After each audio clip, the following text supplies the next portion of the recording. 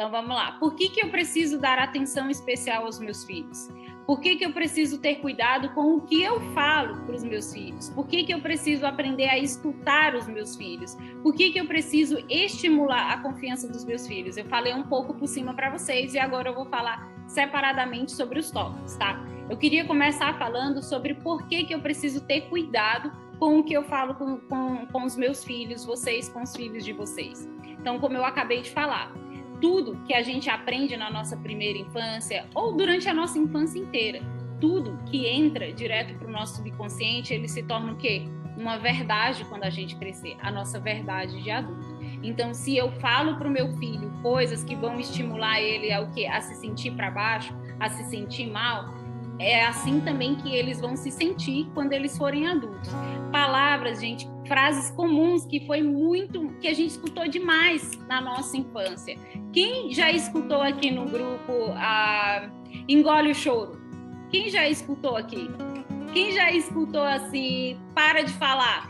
Para de falar que é feio criança se metendo na conversa dos adultos. Quem já escutou frases do tipo, nossa, você é muito burro, não consegue fazer nada disso que eu estou ensinando para você fazer, tipo, numa tarefinha de escola que você está aprendendo com o pai ou a mãe que não tem, às vezes, tanta paciência, está cansado, está estressado do dia a dia e acaba falando isso.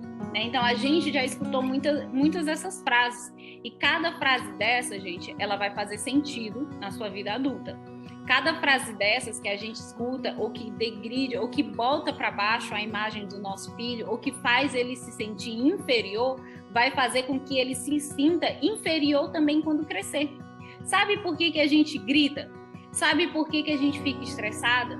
Porque a gente não tem força. Muitas das vezes a gente está tão cansada da rotina que é mais fácil a gente fazer o quê? É mais fácil a gente gritar com o nosso filho do que levantar, ir lá na altura dele e falar com ele, filho, a mamãe acabou de falar com você, eu tô pedindo para você não fazer isso, sem gritar. É muito mais fácil se o meu filho tá lá no quarto de brinquedos ou separado de mim na cozinha, em algum lugar da casa, eu gritar, para de fazer isso, já falei mais de 1000 vezes, e gritar, e sempre gritar. É muito mais fácil gritar do que eu parar o que eu tô fazendo, seja comida, seja um armário que eu estou limpando, seja uma casa que eu esteja limpando, ir lá e na altura dele e conversar com ele.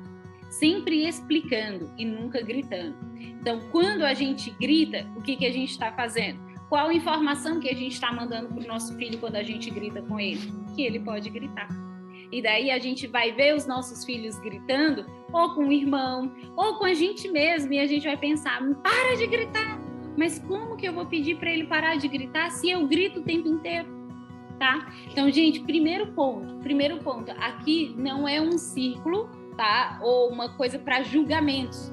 Muito pelo contrário. Eu acho que todo mundo aqui já passou por uma dessas coisas que eu acabei de falar ou faz alguma dessas coisas que eu acabei de falar. Então, assim, se já passou, provavelmente está fazendo. Por quê? Porque a gente foi criado assim. É a nossa verdade de hoje. Foi assim que foi dado pra gente e é assim que a gente dá, né? Então, assim, não existe aqui um ciclo de julgamento. Muito pelo contrário. Aqui é um ciclo onde a gente está aprendendo e onde a gente está oferecendo mais e mais experiências como mãe, experiência até como uma profissional, na verdade. Para isso que eu estou aqui.